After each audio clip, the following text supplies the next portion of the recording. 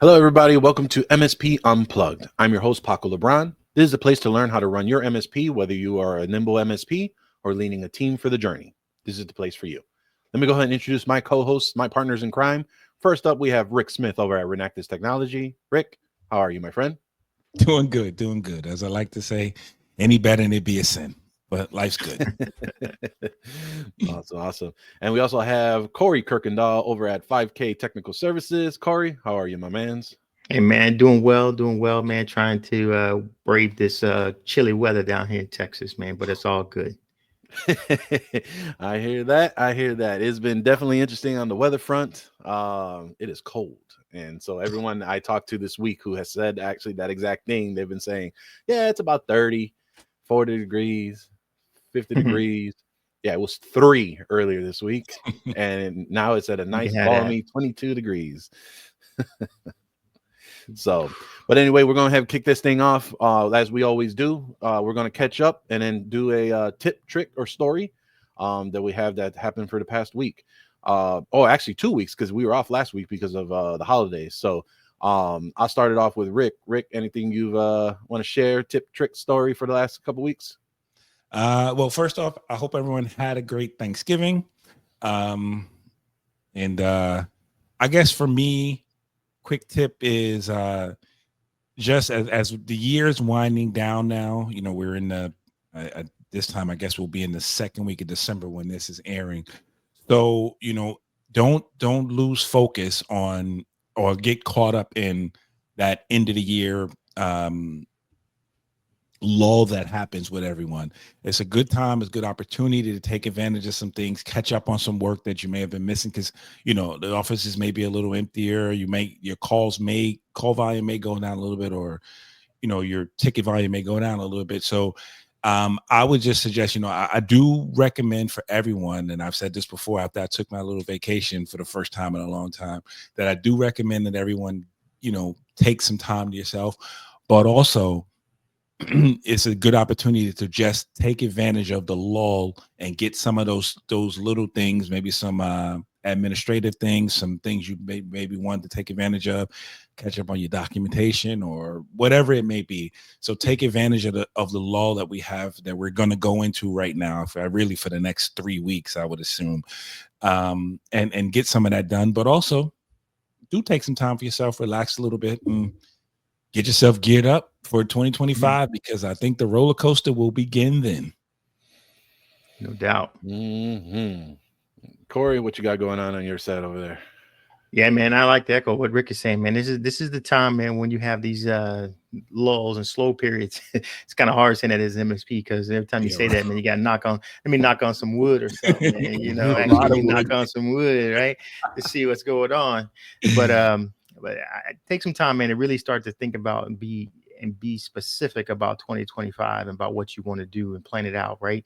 Go back and reflect on 24 and see what worked and what didn't work and what wasn't working and get rid of it so that you're not on your place anymore, right? And go hard and double click on the things that were working well and figure out how to get better penetration, better working relationships with your clients, and then spend a lot of time with your team, making sure they're getting certified up and doing the things they need to do to continue to grow as well. So great time to reflect back on things that you need to continue to do, and then also think back on some of the things that you need to let go and do some things different. Awesome. Very good, very good. Yeah, no, for me, same as obviously as all of you, drumming up new business, attending all the holiday parties of the associations that I belong to. Was at the Hispanic Construction holiday party yesterday for that association, going to a Hispanic Lawyer Association tonight, and, you know, rubbing elbows, shaking hands, kissing babies, you know, all that sort of good stuff, and just really showing your face and things of that nature. But I do have a story for everyone here, and my God, it's going to be a good one. So I had a client, so, you know, on my way out, so it was later in the day, probably around 3 o'clock or so. We got a call that came in from a CEO of one of our clients and saying that, hey, I can't send email out. I don't know what's going on. You know, this is crazy, blah, blah, blah, blah. All right, cool, whatever. So send it to the help desk. Help desk is like, trying to figure out, what's going on. They identified that it was a Microsoft 365 issue. So there's something going on. They couldn't figure it out. So I had assumed it was taken care of. So I walk out the door on my way to this holiday party, which started at 5:30. So I walked out around, 5:45 because I'm always never on time. So as I'm driving, I'm talking. They still can't figure out how to get this email. And he's got some big meeting in the morning. There's a lot of stuff going on. And it's the CEO of this company. He needs his email to work. Now, everyone else can email. He's the only one that cannot email out. He can receive email, but every time he sends an email out, he gets a bounce back. Bad sender every single time. So, I have the team go through. We're 3 hours in trying to figure out what's going on with this. I'm trying to figure out with the phone, etc. We work with our distributor at the time, at this current moment. Not a lot of help as per usual, which is why we're switching. And then, they go through, and so they tell us, oh, it's SPF. So I'm not the smartest man in the room, but to my understanding, SPF, DKIM, and DMARC are domain wide. So if there was a problem with said record, that would be for everybody, right, who would have an issue, not just one user. So the fact that it was like, yeah, that's what it is. You got a wrong SPF record in the domain. Now, for all transparency, we use Power DMARC. So it's Power DMARC's SPF in there. And then obviously all the other records are tied in on their platform. So, yeah, there's an SPF record in there, but it's not the Microsoft one because it's, and trying to explain that to them. And, it was a whole thing. Long story short, I'm at my wit's end. It's 7 o'clock. It's 8 o'clock East Coast. So who's my call to figure out what the heck is going on? So I give our friend John Dubinsky, formerly of the Maven Group, my good old ops manager who has the month off of December. I had to bother him at 8 o'clock at night. Look, man, I don't know what the hell's going on. They're telling us it's SPF. I'm pretty sure they're wrong, but I don't know what's going on. So after us researching the reports, it started failing around 4:37 that all his emails were bad until we did a search. And then we realized what actually happened. So we figure out the results. We go ahead and write up the reply to the user. And this is how the email went. Hello, Mr. CEO. We appreciate that you let us know that there was a failure in our said infrastructure. However, it was self-induced. We have here that you sent out 840 emails today from your inbox, which we believe are deemed legitimate. Here are subject lines here. Some were of nonprofits in the area. Some were of some other clients and things of that nature. And so to the bottom, it says, you triggered Microsoft's system to believe your account was compromised and they shut your stuff down. I was about to swear. We've unlocked you. You should be good to go. Have a nice day. So, as you all know, this is going to be an after hours charge, but it also provided us insight of, well, why didn't we get the alert to say that the account was locked? So, moral of the story here is always check for the simple answer. B, make sure your alerting systems are good for anything of any of your systems, whether it's Microsoft, whether it's, whoever's using your SOC, your IDR, which was another thing. We thought maybe he was compromised, but we use Huntress for our all of our Microsoft management for security reasons, and nothing got triggered, and they're pretty good about that stuff. So anyway, check your alerts. Make sure your alerts are going to the right place. Make sure you've checked to make sure that the email address that it's going to is the right email address. Maybe it's going to a person that's no longer at your place. So yeah, manage your alerts, check your customers, and make sure they're using a marketing platform of some sort like MailChimp or High Level or something like that, and not sending out 800 emails in I don't know, it was like a 4-hour, 5-hour time frame or something like that before it got shut down. But how the heck do you send 840 emails? Like, he had to have groups, distribution lists, something that, yeah. So anyway, that was my evening last night. So needless to say, I was already late for the party. I showed up even more later because working out of the parking garage. So I showed up at 7:30 to the party, but it was still a good time, some networking and some good leads to follow up with. But that is my story for this episode. Now, let me ask you a quick question.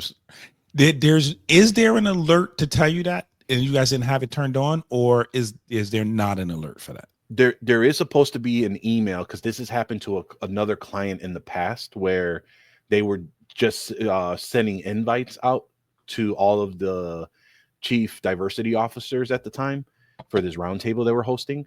And so they were sending over 150, I forgot how many emails it was, but Microsoft believes that it's, obviously they're spamming.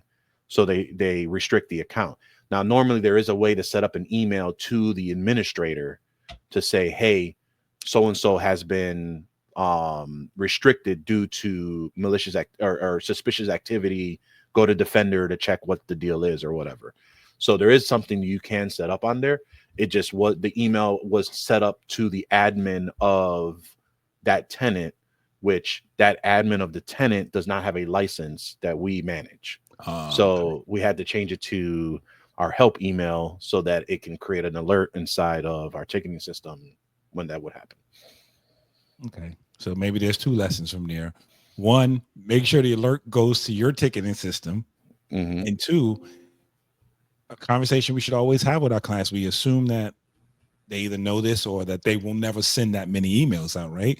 So we should let them know or try to get in place some sort of, maybe it's one of our questions we ask when we onboard them. Do you ever send mass emails, or do you envision yourself sending these mass emails? So then you can add another platform or whatever you need to do to put them somewhere else so that you don't run into this issue. So it's one of those write it down and add it for, one to grow on things, I guess you would say. For sure. Yeah, lucky he didn't get blacklisted, man. Lucky he didn't get blacklisted. That's a whole nother conversation. That's what I was worried about, because like if Microsoft shut you down for good, then right, you said that's a whole nother situation, and that's self-induced. And so anyway, so we had that conversation on there. But Rick, you actually made me think of a good point, and I don't know if we talked about this in the last episode or not, but for everyone that has a Microsoft Business Standard or a Microsoft Business Premium license or Outlook desktop app installed, starting as of January 6th, you will be you will be forcefully converted to the new Outlook involuntarily.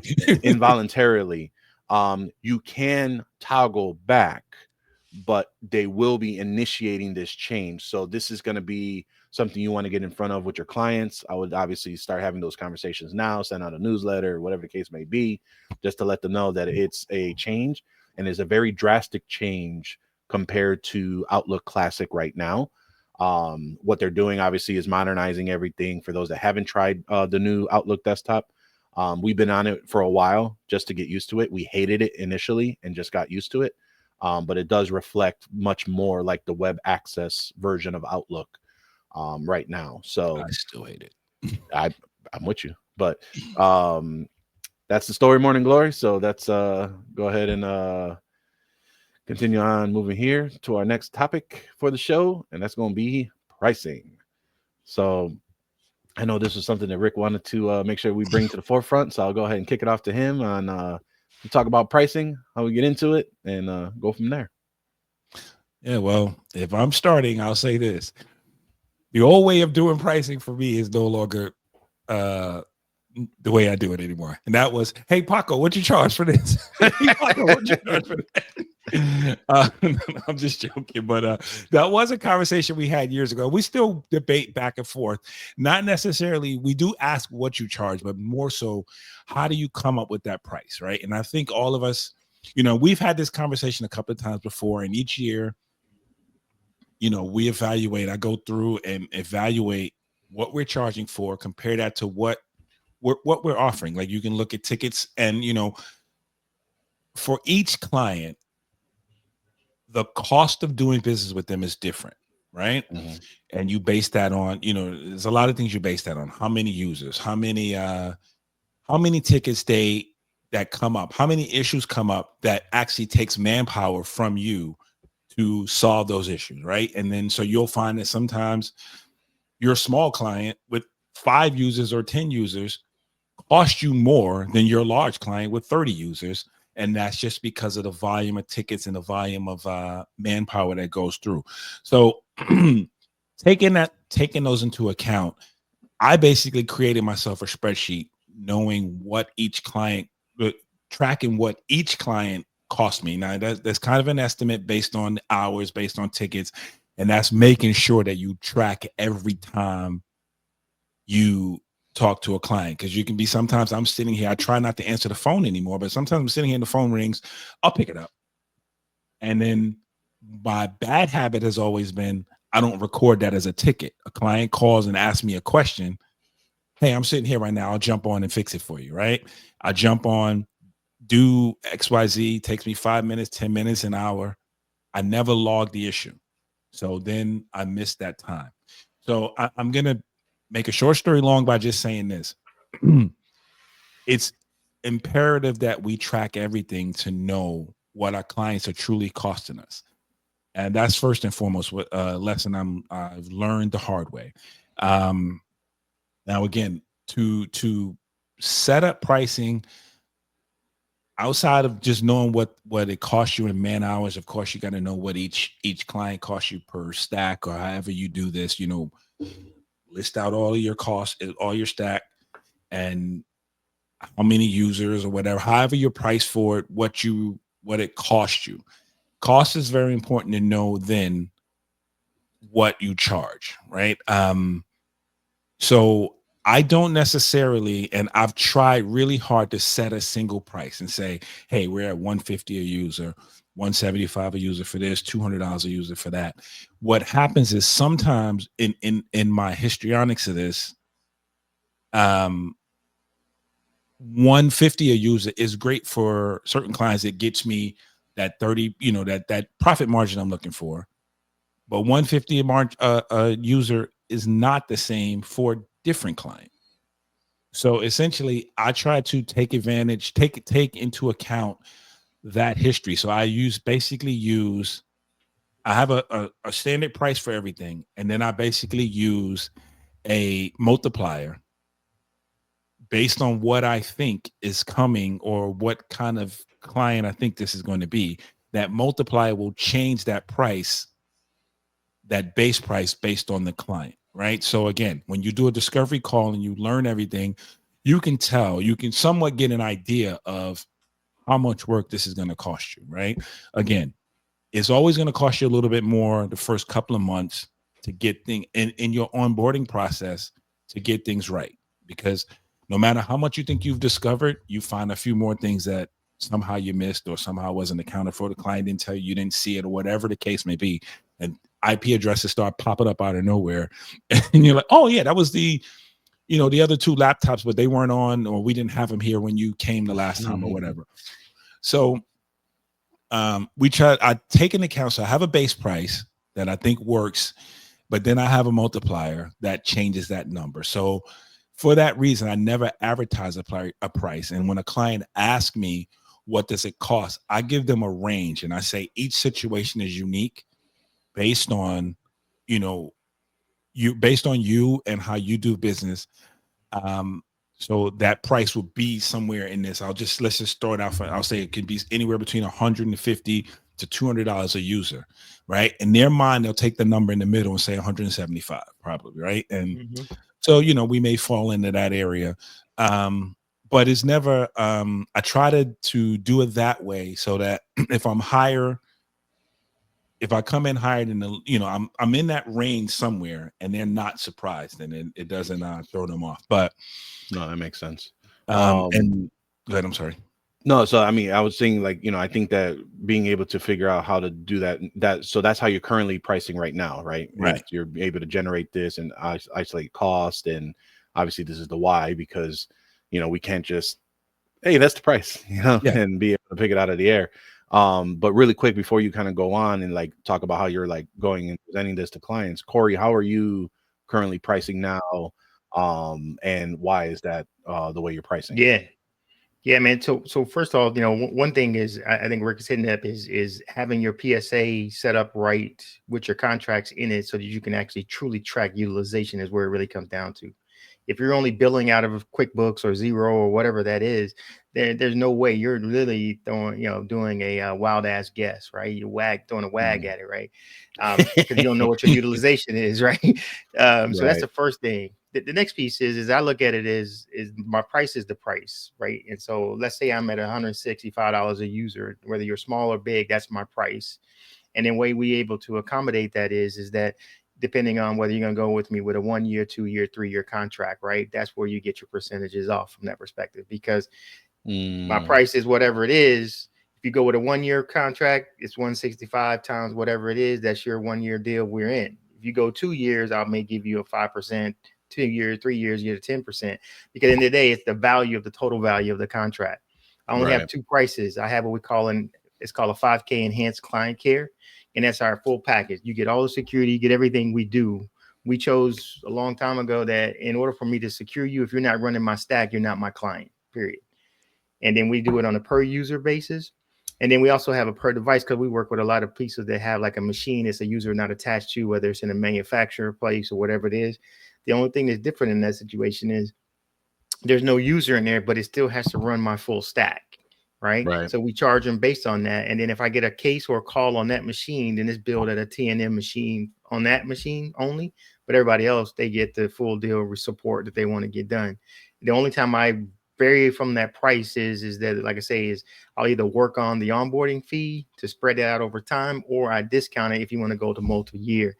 And I did that because if you start to play with your price or start to change the price or start to do certain things, then you're devaluing what it is or why you said what you needed to say anything. But you also pick up more unnecessary risk than you have to. We also did that because I don't need my guys or me trying to figure out, okay, is they on the contract that has X in it or doesn't have X in it, or they do this? No, customer calls in, they're getting supported. By doing that, the key piece that makes me profitable in that situation is we got to have a very methodical process on how we handle onboarding, offboarding, making sure things are clean. And the one thing that allows us to do that, literally all my customers run the same firewall, same Wi-Fi, same switches, same 365, same management. So whatever call comes in, my techs can work it no matter what, and not trying to figure out, is that a Meraki or Netgear or Sophos or Sonic Wall? We don't have that conversation. So that makes it very easy to keep those costs down, because it's very manageable from that perspective. So we're doing a per user with a base device price, but it still has to run the stack. So I'm gonna ask you both this question on why. So I do per user pricing. Haven't done device yet, but in your so I know you, Rick, well, actually, I'll ask this for the both of you. Microsoft 365 licensing. Do you include that in your per user pricing, or do you sell that to them separately from what your pricing is? Okay. 100% separate. Yep. Got it. So keep it separate. Got it. And so for us, we're starting to unwind a lot of these things for our per user, because exactly like you mentioned, Corey, like our plan was like, here's what it is, here's the price, and everything is included, so that we don't have to mess with any of this trying to sell you on anything, trying to have you adopt anything. It's included. You don't have to worry about it, right? But as we start to look into profit erosion, there are some things that are looking and like, probably should start charging this separately for this reason, right? Now I know that there's other ways of doing this and such like that. So, for us, our per user pricing is actually, we're changing that in the new year, and it will be a quote unquote per user, but we're actually building out modules to say, hey, here's the user base, here's your network stack, here's your security, here's your network security. Yeah. So there's like 5 of them, but it's like, here's your plan. These are the components. This is what's required. And so that way, if it falls outside of these modules, then it's going to be that additional charge. And so that's what we're gearing toward right now. And the reason for that, for case in point, right? Like, there were licenses we were including that because it was like, hey, for us, we cared about mostly the identity of the user. What is our core identity provider, and what do we build on top of that? So for us, it was like, everybody has to have a business premium license. But like with anything you sell, if you cannot educate the user of the value of why this is, it's harder to gain adoption. And so we have done this with networking equipment as well, where we've included as kind of a SaaS type device as a service model, so that we're like, hey, we just took over a new client. Yeah, I don't care about that 10-year-old Sonic wall that you don't want to replace. You're going to have our gear. We just got to schedule an appointment to do it because it's already built in because of that contract or that agreement that we have set, right? So that's how we do that for our pricing. And so I'm just curious. I was always curious on the Microsoft 365 licenses, because there's always two sides of the camp. Some are selling it separately, some are including it. Then there are additional licenses that they're trying to figure out how to cross sell for those that may have an inclusive product, and how do they transform that in the new year. So anyway, that's why. So think about it. I had that same. I think we're all there. I mean, there's a million ways to skin this cat. I think the challenge with it is that when you show so many options, you make it feel like they can opt out, right? And say, I cannot have that. And so what I look at it is that at the end of the day, your business is in just as much risk as the person you're coming up to, right? And where it comes from, to where we had a security stack and we had a network stack and we had all that stuff, right? But the challenge with that is they feel like, hey, how can I come in? I just want the support for those desktops and where it is, and we're good on X, right? And that's just kind of tough. And so what we did was we started to brand our stuff to saying from, hey, here's what the 5K client care, and we call it enhanced support. And in that enhanced support, we can pull and say whatever it is. They don't really know what's behind it. So if I want to pull out, X product and throw another product in there, as long as it hit my margin where I play with, I can pull it out and push it in, no problem, no matter what it is, and go down that path. And so the biggest deal for us is that we had to come to a hard line. And this was tough, because do I want to absorb risk that they don't want, right? And because they're assuming that you're doing it. So they don't have an option not to get security awareness training. They don't have an option not to get Inky for phishing, and they don't have an option to get, Infama for what they want to get in. They don't have an option not to run our SASE solution. But what they're also getting from us is that we're the experts on our tools, because no matter who you talk to, who you call, we know the tool in and out because we use it, and it's against all of our customers. So we definitely deem ourselves as experts in that situation. I couldn't say that if I didn't have standardization across our customers and say, hey, I can't be an expert in all things, right? But we are, because this is what we see every day. The key part here is, by doing that, the business justification on our return of doing investment for our guys is that the stress level and the technical level and what I have to learn as an engineer goes down. So it frees my engineers to go learn and do some cool stuff, because they're not trying to research and Google search all the different 30,000 types of products out there. That's what's really cool. Yeah. And it makes sense. It definitely does. Now we do the and Corey, I was curious to know, do you do the hardware included in, or if you have to change hardware out, do you include it in a price, or you just sell it separately as a part? Yeah. So what we do is, what I try to do for the last 5 years is that we decided everything we do is a managed service piece, right? So if I sell you a firewall, we have a managed firewall where we actually provide the appliance, we own it, you lease it from us, and we support it, and we take care of it. On the switch side, because people want to own the infrastructure where it is, we don't argue that. Hey, we'll do you can buy the hardware, do it, but we do sell you a managed network piece if you wanted to go down that path. If you sell your voice system, we do managed voice. If you do it all on the backside. But in most cases, if they want to get it from us, great. If they want to buy it, that's cool. But there's still some managed portion that's on top of that. And the reason why we're able to justify our prices, we felt that if I'm a user, I can't work without the network or all the other stuff. So what we did was we took the cost of the switches and all the infrastructure and said that's included in the managed network piece.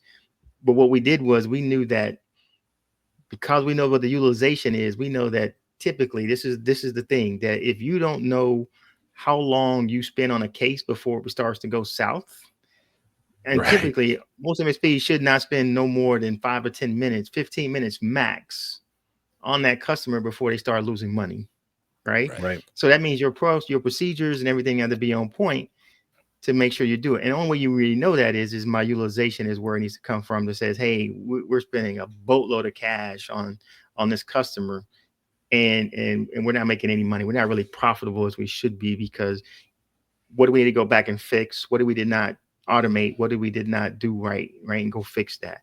But that's kind of what we look at it from that perspective. It's more of a, it's very methodical and being purposeful in how you want to support it. But the customers enjoy it because now it's at a place where their bill doesn't change. They're getting a level of support and they're seeing the value coming out of that perspective. And it doesn't look like we're nickeling and diming. It says, hey, today we got an advanced security plus package. Hey, we got advanced security plus package.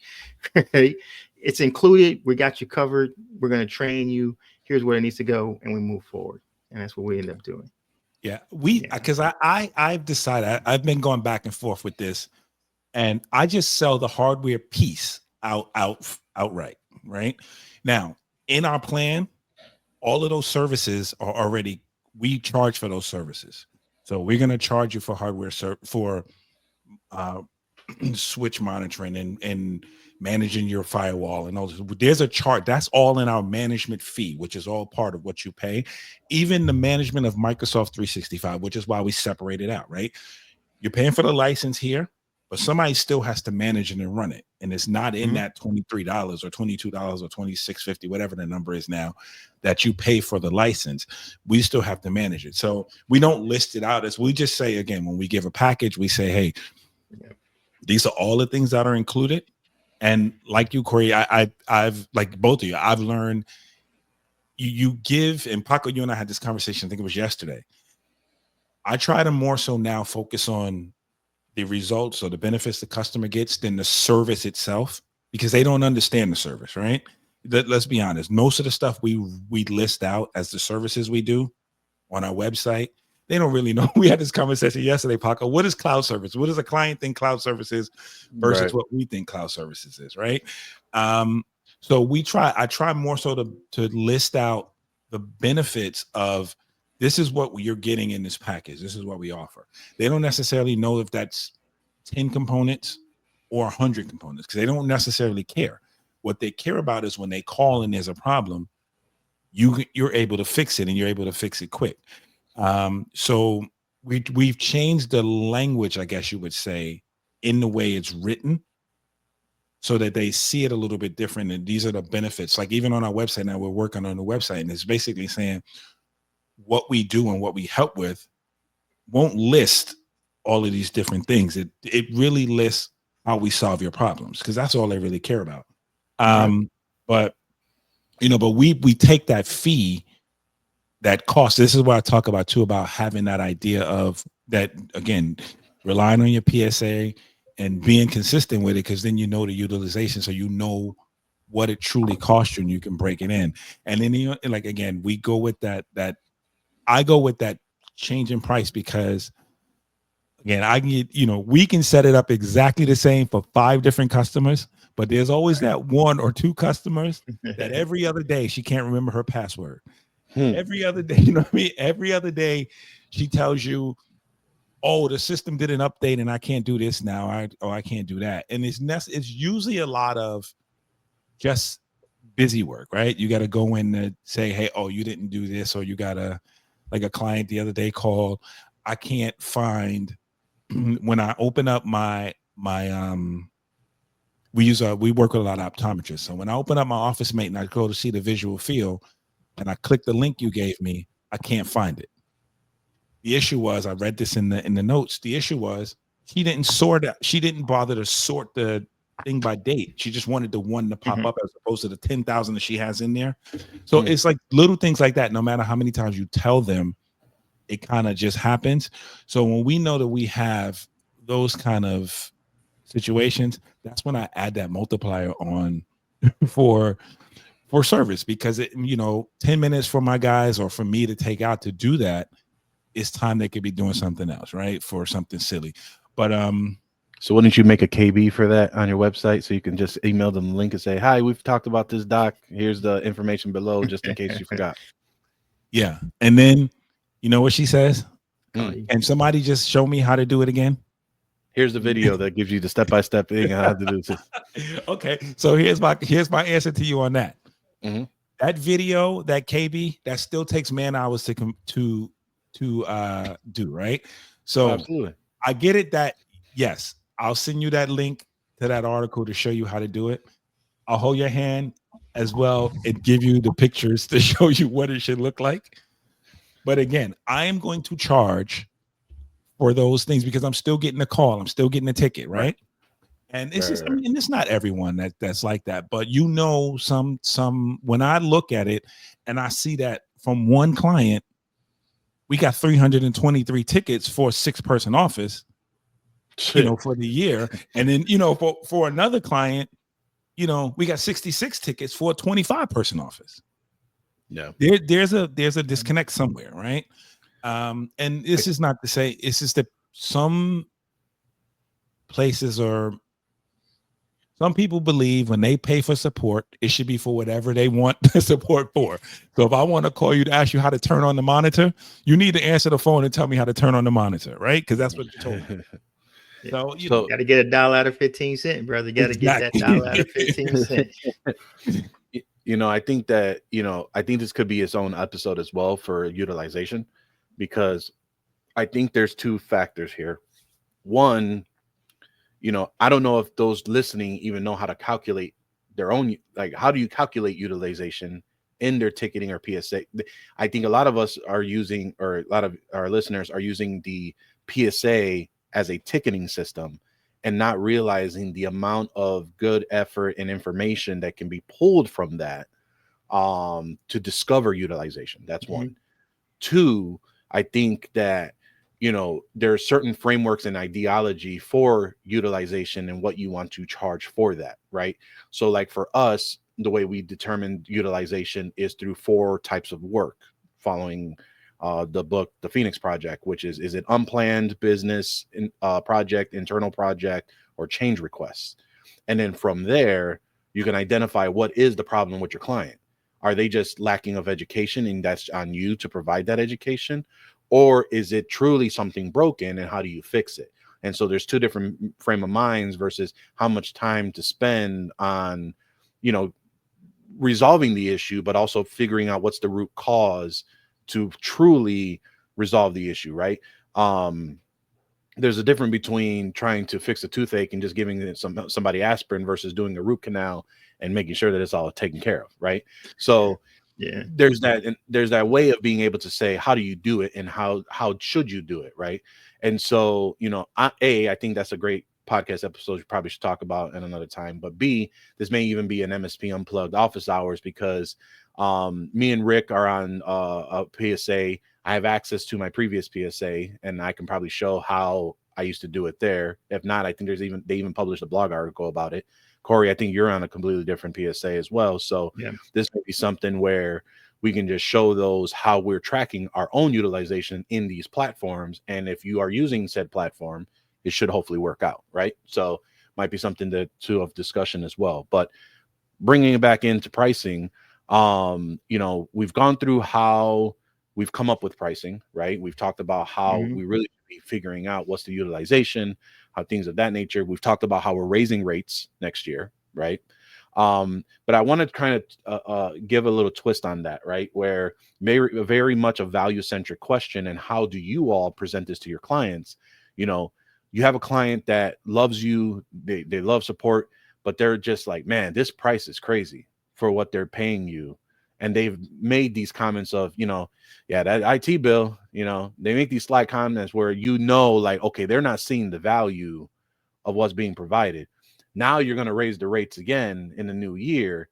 How do you present that? And how do you discover what value this client really needs so that you don't have to hear some of those side comments or even a suggestion of that what they're paying you, they should really be paying more?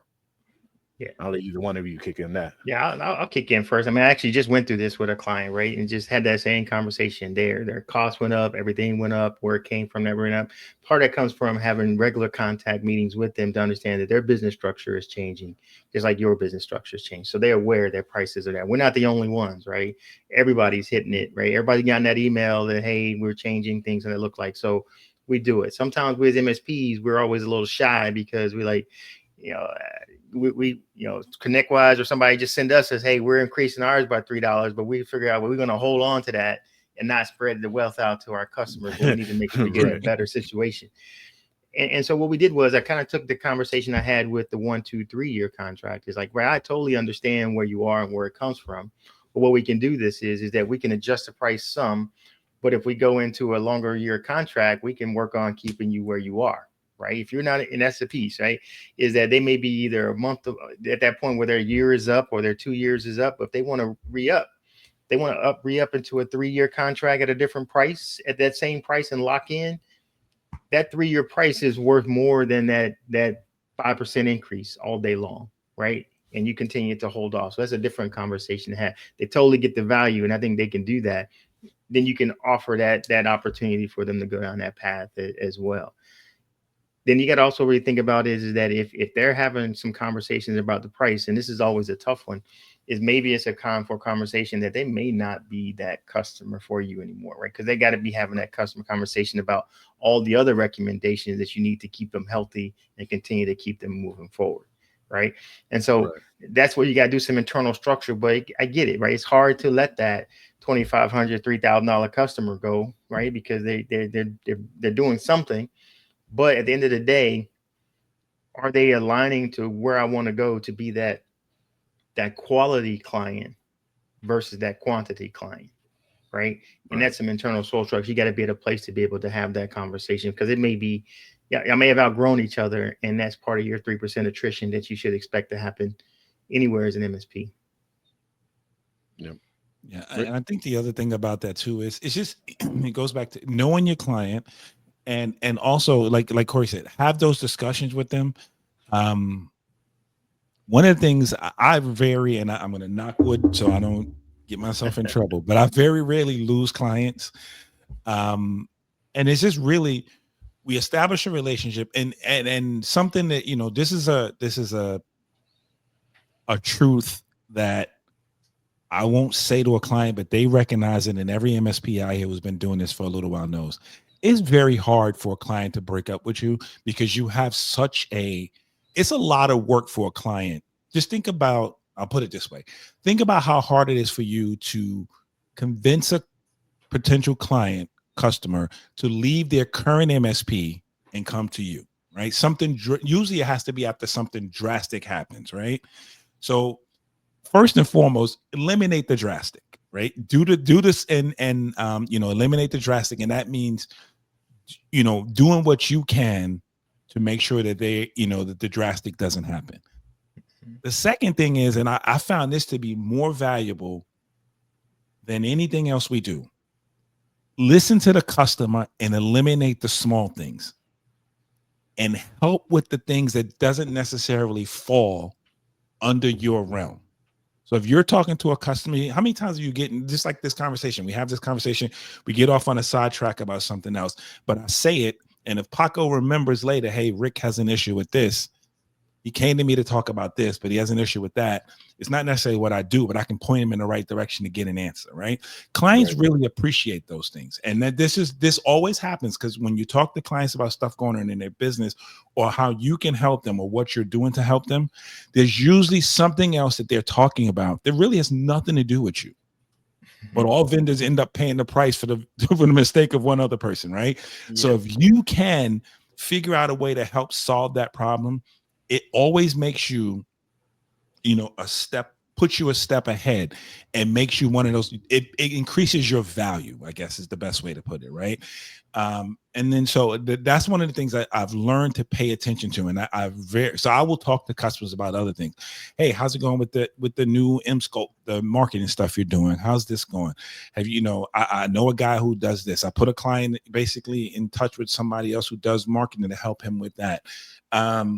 So those things, and you do those things with not expecting any, not a commission or a cut, but what it does is it creates goodwill. And I think that's something important we got to do, is remember to do the things that are not just necessarily in our job description. And I think that will help a lot to increase your value and decrease that thought of, what do you do? You're like, why am I paying you all this money? I agree. I love it, man. I love that.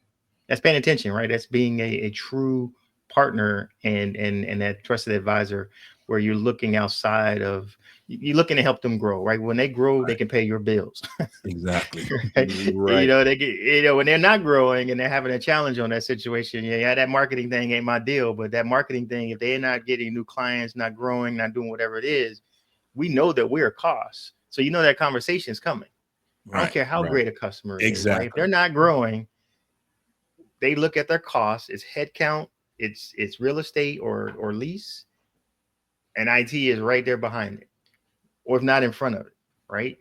Right. And so those are the pieces where you got to look at and kind of look at. But I love that, Rick. That's pretty cool.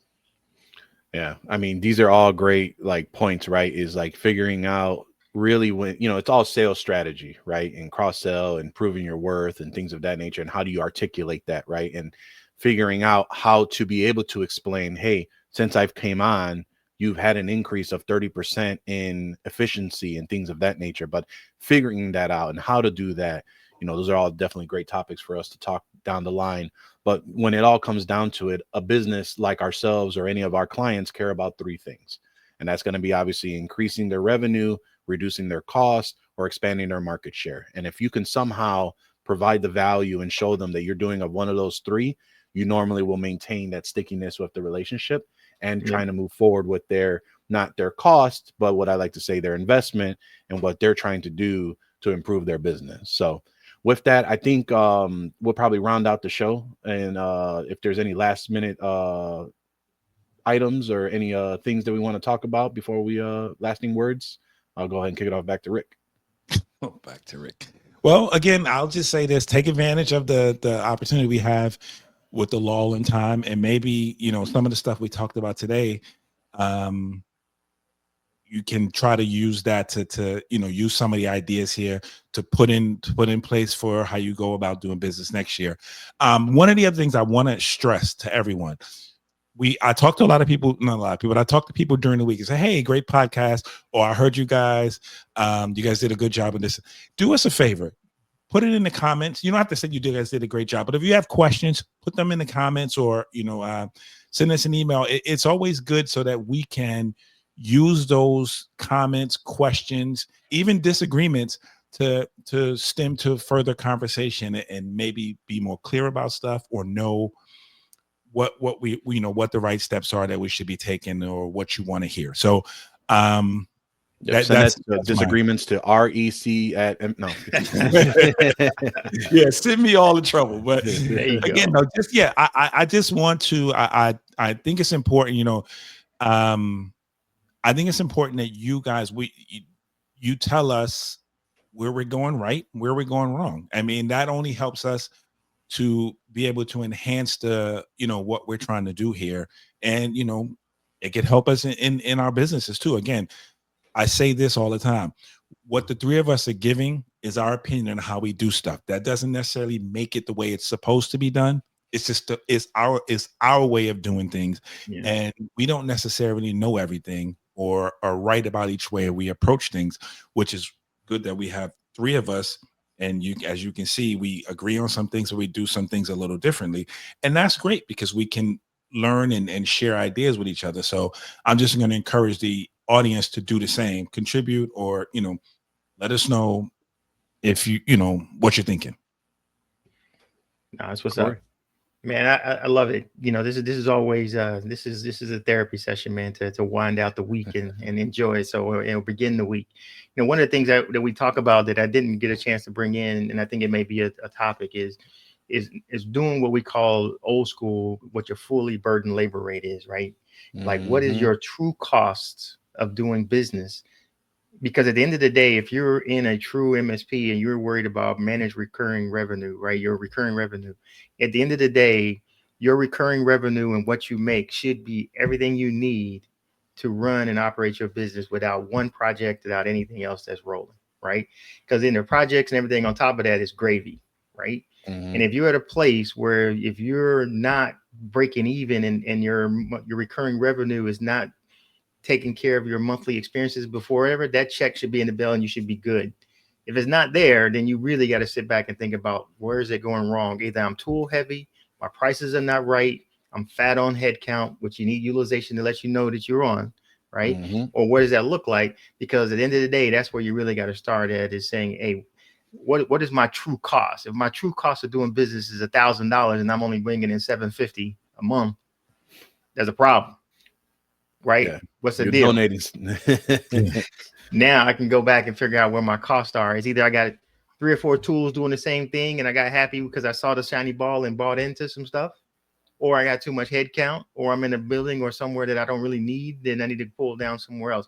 But that's where you really want to go down to. And that's maybe a show, is to say, how do I come up with that fully burdened labor rate? What does that look like, so that I truly understand what my costs are? Because at the end of the day, that's what I'm going to need for my cost, my pricing to be able to cover that and make sure that everything is going there, so I can show that profitability or whatever that is, right? That's what's up. I think we got our topic for next week for how to calculate your burden rate, because I think that's a very important piece that a lot of people don't know what that means.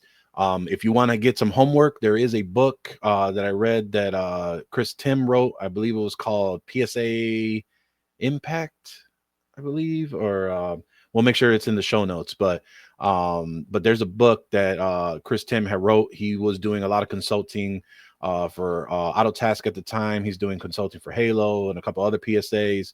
And him and wow, I forgot. She's gonna kill me. Rayanne both have a podcast that I don't know if they've released any recent episodes, but they do a PSA Impact podcast as well that talks a little bit about burden rate as well, if you find that episode. So that's a little homework for you before you tune in for next week, and then we'll kind of talk into how we're doing our burden rate over here.